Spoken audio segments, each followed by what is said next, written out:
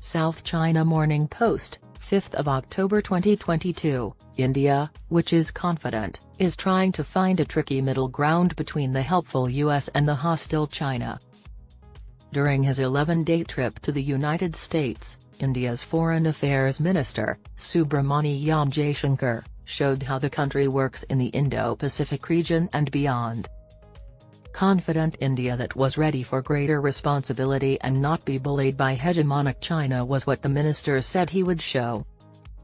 Jaishankar talked with over half of the 193 delegations at the UN General Assembly in New York.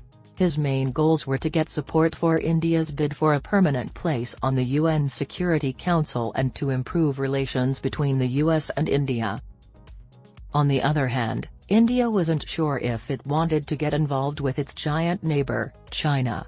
In the middle of a lot of political activity, Jaishankar and Wang Yi, the foreign minister of China, did their best to avoid each other. They only met briefly at a BRICS meeting. While India's relationship with China has been frozen, its relationship with the West, led by the US, has grown stronger.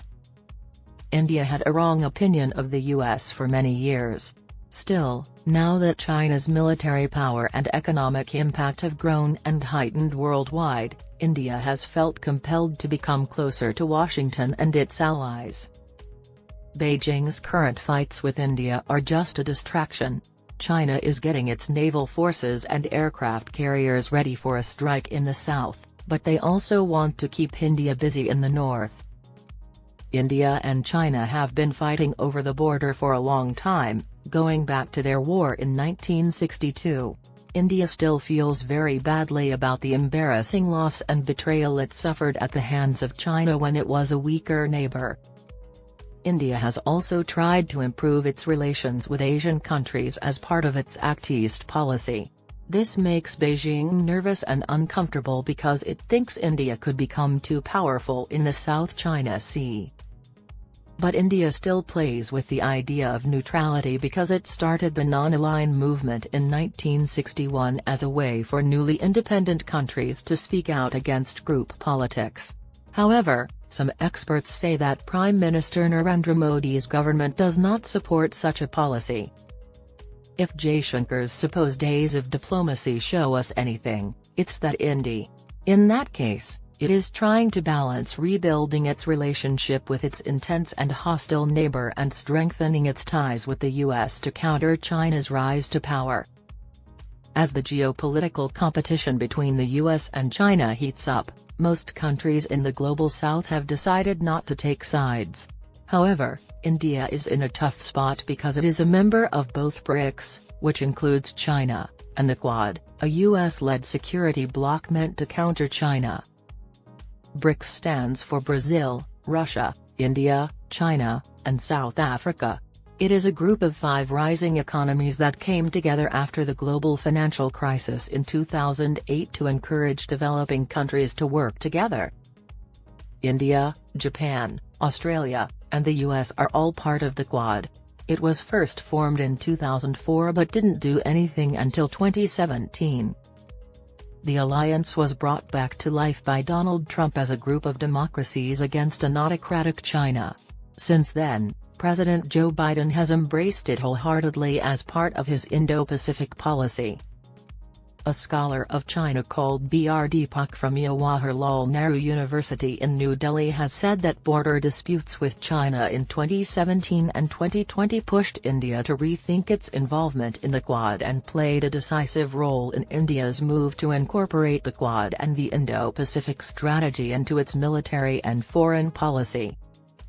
India's rise made China a little jealous, but it also saw chances to work together in a way that would benefit both countries.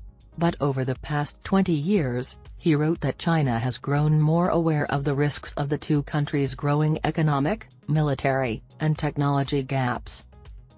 Even though he seemed like a significant US ally, Jaishankar tried to take a more global view on his trip. He told Indian reporters in Washington, D.C., on Wednesday that India is open enough to work flexibly and comfortably with partners going beyond the traditional limitations in the past of treaties and alliances. But when he talked about accommodating each other's interests and building a relationship on mutual sensitivity and respect at the same event, he sent Beijing a clear message. He also didn't hold back when he said he didn't like Washington's plan to spend $450 million on repair and upgrades for Pakistan's F-16 fighter jet fleet, which was announced on September 9. He told them, "You are not fooling anyone," when they said the US's claim that the package helped Pakistan fight terrorists was false. People back home, who were becoming more nationalistic and against Pakistan, praised his comments. Some experts say India has never joined any one side, but it would be best for the country's economic growth and political popularity to lean more toward the US. Dhruva Jaishankar, executive head of the Observer Research Foundation America, says that the Quad alliance is the way of the future and that BRICS is diminishing. He said that the BRICS group had lived past its usefulness and that even Beijing and Moscow see less utility in it, outside of a venue for political grandstanding. He also said India has much broader common interests with Quad partners than with China regarding trade, technology, security, and links between people,